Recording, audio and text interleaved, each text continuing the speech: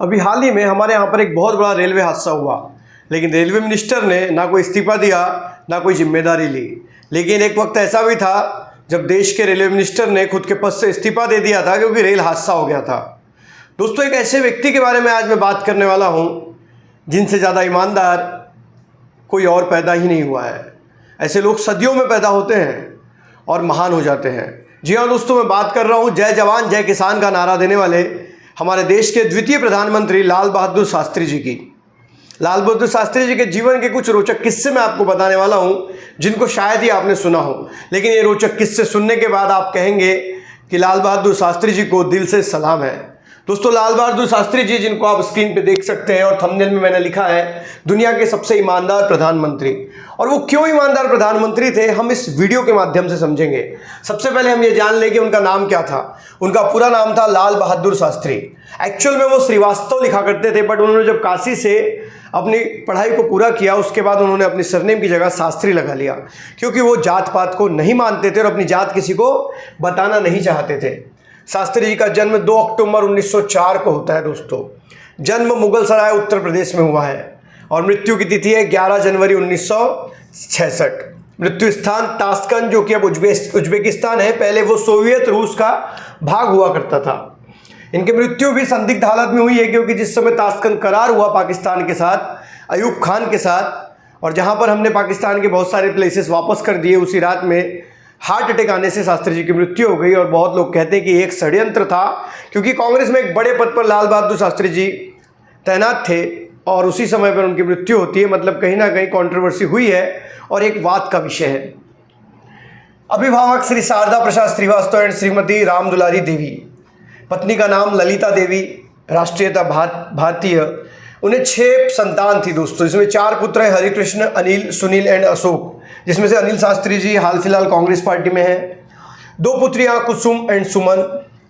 उनके प्रसिद्ध होने के कारण भारत के स्वतंत्रता संग्राम के महत्वपूर्ण योगदान दिया है। भारत के दूसरे प्रधानमंत्री थे और 9 जून 1964 से लेकर 11 जनवरी 1966 तक वो भारत के प्रधानमंत्री थे, लगभग 18 महीने।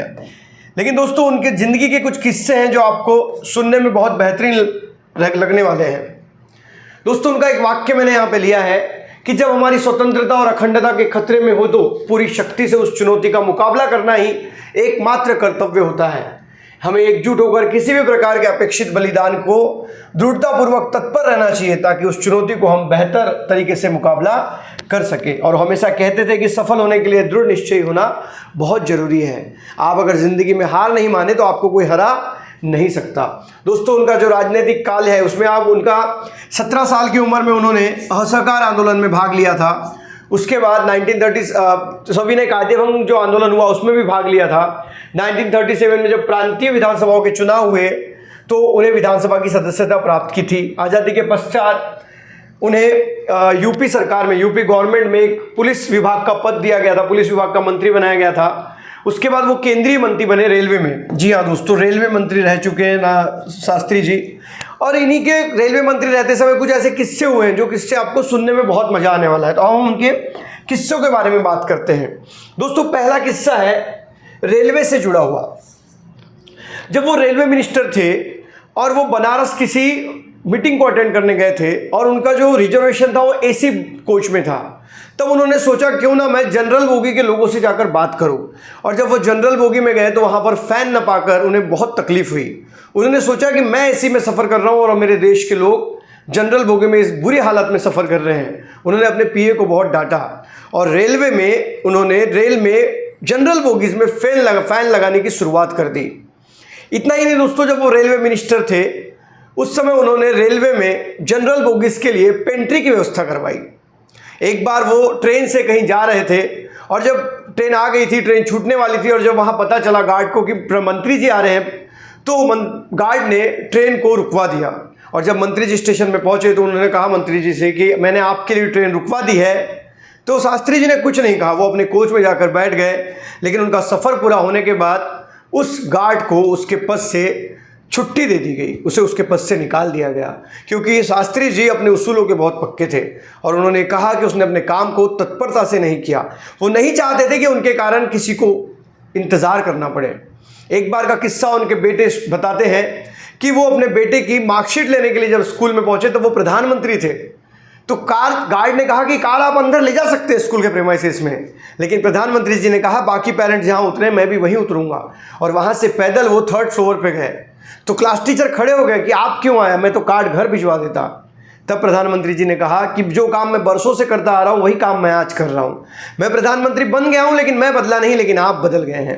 दोस्तों, इतना प्रामाणिकपना आज के समय में आप किसी व्यक्ति में देख ले तो बहुत धन्य हो जाएंगे, लेकिन ऐसे लोग आज के तारीख में नहीं मिलते। इतने महान थे हमारे प्राइम मिनिस्टर लाल बहादुर शास्त्री जी। वो उसूलों के बहुत पक्के थे दोस्तों। उन्होंने एक बार कोई चीज़ कह दी तो कह दी। जब उन्हें गाड़ी लेनी थी दोस्तों, तो गाड़ी लेते समय उनने 5,000 रुपये का लोन लिया था और तब जाकर उन्होंने गाड़ी खरीदी थी। उनके मरणोपरांत उनकी पत्नी से प्रधानमंत्री जी इंदिरा गांधी ने कहा कि आपका लोन माफ़ कर दिया जाएगा, लेकिन उनकी पत्नी ने कहा कि नहीं, ये लोन मेरे पेंशन से भरा जाएगा, और उनकी गाड़ी का लोन प्रधानमंत्री जी की पेंशन से उनकी पत्नी ने भरा है। दोस्तों, कार का एक किस्सा ऐसा भी है, गाड़ी का एक किस्सा ऐसा भी है कि प्रधानमंत्री जी के जो 4 बेटे थे वो जब अपने कॉलेज जाते थे तो वो टांगे में बैठ के जाते थे। तब उनके पिताजी गृह मंत्री हुआ करते थे, और उसी समय में उन्हीं के ऑफिस में काम करने वाले अधिकारियों के बच्चे जो उसी स्कूल में पढ़ते थे वो कार से स्कूल आया करते थे। तब बेटे अपने पिता से कहा करते थे कि हम टांगे में जाते हैं, हमारे लिए गाड़ी की व्यवस्था नहीं हो सकती, जबकि आप तो उनके बॉस हैं। तब जब गृह मंत्री जी कहते हैं कि मैं अभी मंत्री हूँ, तब तक तुम्हारे लिए गाड़ी रहेंगी, उसके बाद क्या। कई बार उनका बेटा उनकी सरकारी गाड़ी घुमाने की कोशिश करता, तो उन्होंने अपने ड्राइवर को बता के रखा था कि मेरी गाड़ी मेरे बेटे को ना दी जाए। एक बार चुपके से जब उन्हें पता चला कि मेरे बेटे ने सरकारी गाड़ी का यूज़ किया है, तो उन्होंने अपने ड्राइवर को बुलाकर पूछा कि इस गाड़ी ने कितना घुमाया और उसमें कितना पेट्रोल लगा है, उस पेट्रोल का खर्चा मेरी तनख्वाह से काटा जाए। इतने ईमानदार थे हमारे प्रधानमंत्री जी। एक बार का किस्सा बताते हैं कि वो एक भाषण एक सभा में गए हुए थे, तब एक उनके सहयोगी ने उनको बताया कि आपका कुर्ता फटा हुआ है। तब विनम्रता से शास्त्री जी ने उत्तर दिया कि मेरे देश के करोड़ों लोग गरीब हैं जिनके कुर्ते फटे हुए हैं, अगर मैं नया कुर्ता पहनूंगा तो उनमें और मेरे में बहुत बड़ा अंतर हो जाएगा। मैं एक सामान्य जीवन जीना चाहता हूं ताकि मेरे देश के लोग मेरे साथ कनेक्ट रहें। और आज की स्थिति दोस्तों देख लो कि एक नेता जब नेता बनता है तो करोड़ों रुपए का करप्शन करता है और अच्छे अच्छे कपड़े पहन को बहुत बड़ा महान आदमी खुद को बताने की कोशिश करता है। तो लाल बहादुर शास्त्री जी और आज के नेताओं में अगर आप तुलना करेंगे तो आपको बहुत बड़ा फर्क नजर आएगा।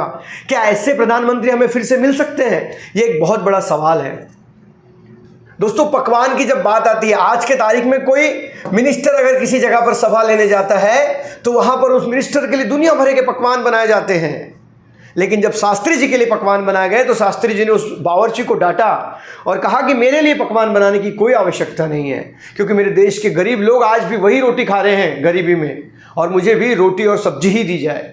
और इसीलिए अगली बार जब भी वो कोई सभा लेने जाती तो उनके लिए कोई पकवान नहीं बनाया जाता।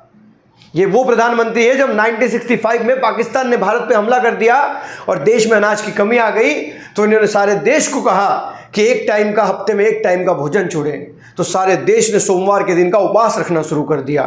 इतने महान थे हमारे प्रधानमंत्री लाल बहादुर शास्त्री जी। दोस्तों, गरीब और अमीर में कोई फर्क नहीं करते थे प्रधानमंत्री जी, उनकी नज़रों में कोई फर्क नहीं था। वो जहाँ रहते थे उनके घर का एक दरवाजा सामने रास्ते पे खुलता था। उन्होंने एक बार देखा कि गार्ड कुछ महिलाओं को डांट रहे हैं, जो महिलाएं अपने सर पे गट्ठा लेके जा रही हैं। तो उन्होंने अपने गार्ड को डांटा और कहा कि इन महिलाओं को अगर ये रास्ता छोटा और शॉर्टकट पड़ता है तो उन्हें जाने दीजिए, ऑलरेडी वो अपने सर पे इतना बोझ लेके जा रही हैं, तो उन्हें क्यों परेशान करते हो।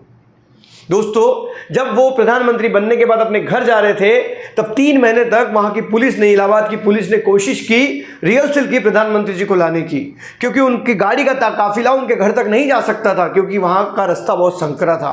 इसीलिए पुलिस ने रास्ता चौड़ा करने का काम शुरू किया।